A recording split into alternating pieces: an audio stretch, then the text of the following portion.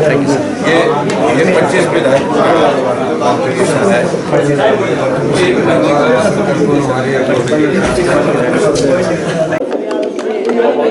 देखिए, सबको मालूम है कि प्रदेश में बरसात के कारण बहुत क्षति हुई है और इस आपदा में विपक्ष ने बड़ा पहले से स्पष्ट किया है कि हम इस आपदा में साथ हैं। ये आपदा प्रदेश के लोगों के लिए है और प्रदेश के लोगों के लिए जो भी हम मदद कर सकते हैं वो मदद करने की कोशिश करेंगे।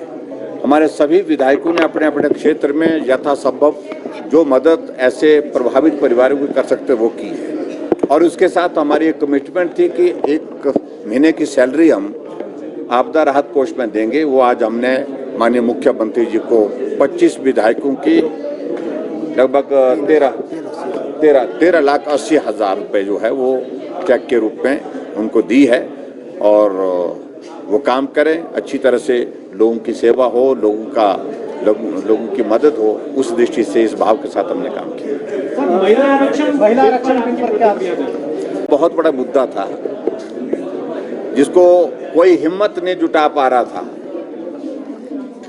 कि इसको पारित किया जाए और मैं प्रधानमंत्री नरेंद्र मोदी जी को बहुत बधाई देता हूं कि पिछले कल कैबिनेट की बैठक में महिला आरक्षण के मुद्दे पर मोहर लगी और स्वीकृति मिली और उसके पश्चात मुझे लगता कि संभवतः ये पहला बिल होगा नई लोकसभा के उस भवन में जो महिला आरक्षण का 33% आरक्षण के साथ पारित होगा और स्वाभाविक रूप से पूरे देश भर में इस बात को लेकर के पहले से मांग चलती रही कि महिलाओं के लिए आरक्षण का प्रावधान होना चाहिए। कुल आबादी का 50% हिस्सा है और 50% हिस्सा में से 33% आरक्षण कम से कम महिलाओं के लिए होना चाहिए। ये बहुत बड़ी एक आवश्यकता महसूस हो रही थी और उसको आज हम पूरा होते देख रहे हैं। इसके लिए मैं प्रधानमंत्री नरेंद्र मोदी जी को बहुत बहुत बधाई देता हूँ, महिलाओं को भी बधाई देता हूँ और केंद्र सरकार का आभार व्यक्त करता हूँ। निश्चित रूप से बहुत बड़ा परिवर्तन अब देश के नेतृत्व के साथ साथ में प्रतिनिधित्व में आपको लोकसभा के अंदर, राज्यसभा के अंदर और उसके साथ साथ में आपको विधानसभा के अंदर देखने को मिलेगा। सर, मुख्यमंत्री ने ऊर्जा नीति को लेकर कहा कि पूर्व सरकार में हिमाचल के हित कि मैं उचित नहीं समझता हूँ आज इस सारी बात को लेकर के। मैं हाउस के अंदर ही जो बात कहनी है मैं अवसर तलाशूंगा, जहाँ बोलने का मौका मिलेगा तो वहाँ बोलूँगा। लेकिन ये हकीकत है कि वर्तमान सरकार ने पूर्ण विराम लगा दिया। जहाँ से भी हिमाचल प्रदेश को अपने पांव पर खड़ा होने की गुंजाइश निकल सकती थी, वो एक बहुत बड़ा सेक्टर था, वो हाइडल सेक्टर था और मैंने वर्षों से देखा कि हाइडल सेक्टर में हमारा सैचुरेशन ऐसी आ गई कि कोई भी आदमी हिमाचल प्रदेश में प्रोजेक्ट लगाने के लिए आ ही नहीं रहा और इसलिए इन्वेस्टर्स मीट के अंतर्गत हमने जो प्रावधान जोड़े, उन प्रावधानों के अंतर्गत हमने यही चीज़ को प्राथमिकता दी कि हिमाचल का हित सर्वोपरि और हिमाचल के हितों के साथ साथ में जो हिमाचल प्रदेश में हाइडल सेक्टर का जो पोटेंशियल है जो बिल्कुल रुक गया है, उसके लिए जो रास्ता निकाला जा सकता है उसको निकालने की कोशिश की और इस बात को लेकर के जो तथ्य विधानसभा के अंदर दिए गए हैं वो फैक्ट्स नहीं हैं।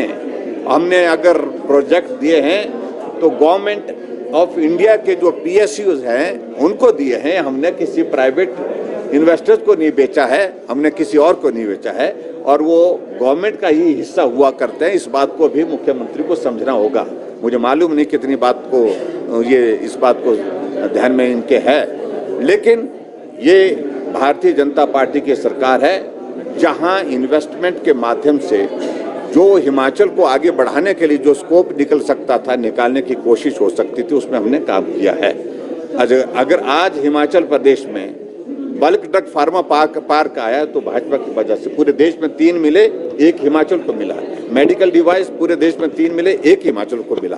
तो इसलिए जो सत्य नहीं है और इस तरह के आरोप लगाना ये बहुत ही दुर्भाग्यपूर्ण है और इन आरोपों का कोई आधार नहीं है और इन आरोपों की कोई भी इसमें तथ्य नहीं है, ना सच्चाई है। इस बात को मैं बड़ा स्पष्ट करना चाहता हूं और पिछले 9 महीने से हिमाचल प्रदेश में सरकार जिस प्रकार से काम कर रही है, बदले की भावना के साथ, दुर्भावना के साथ, ये भाजपा ने किया इसको बंद करो, ये भाजपा ने किया इसको रद्द करो, और ये क्रम अभी तक भी रुका नहीं है। इसलिए भारतीय जनता पार्टी ने ये भी तय किया है कि 25 तारीख को विधानसभा का घेराव करेंगे, चाहे वो संस्थान बंद किए हैं, चाहे बदले की भावना से काम किए हैं, चाहे वो बेरोजगारों के साथ उन्होंने वादा किया है, जिसको ये बोल रहे थे, शब्द का इस्तेमाल कर रहे थे कल मुख्यमंत्री जी, ठग शब्द इस्तेमाल किया। अगर महाठग के रूप में कोई अगर हिमाचल प्रदेश के इतिहास में जाना जाएगा तो ये वर्तमान सरकार और वर्तमान के हमारे मुख्यमंत्री जाने जाएंगे, क्योंकि 10 गारंटियां दे रखी उन्होंने, ठग करके गारंटी दे रखी, झूठ बोल करके गारंटी दे रखी। आज लोग पूछ रहे हैं कि क्या हुआ आपके बिजली का 300 यूनिट का, क्या हुआ गोबर की गारंटी का, क्या हुआ आपको 5 लाख बेरोजगारों को रोजगार देने की गारंटी का, क्या हुआ आपकी दूध की गारंटी का। हर एक बात का प्रश्न पूछ रहे हैं, कोई प्रश्न का जवाब नहीं है। 10 महीने बीतने के बावजूद भी एक भी गारंटी पूरी नहीं हुई है। दूसरे प्रदेशों में जाकर के भाषण दे करके आना कि हमने एक गारंटी सारी की सारी पूरी कर दी, तो ये इससे ज्यादा झूठ कुछ नहीं हो सकता है। झूठ बोलने की एक सीमा होती है, अब सीमाएं सारी पार हो गई। Thank you. और फिक्र हमेशा मेरे साथ रहता है। भूषण ज्वेलर्स, अनमोल रिश्तों के लिए। यार रितु, आज शॉपिंग करते हैं, पर कहाँ से करेंगे? मुकेश ट्रेडिंग कॉर्पोरेशन में वैरायटी इतनी कि तुम्हारा दिल झूम उठेगा। लेकिन ये कहाँ पर है? ये है मेन बाजार कुनिहार में, सब एक ही छत के नीचे।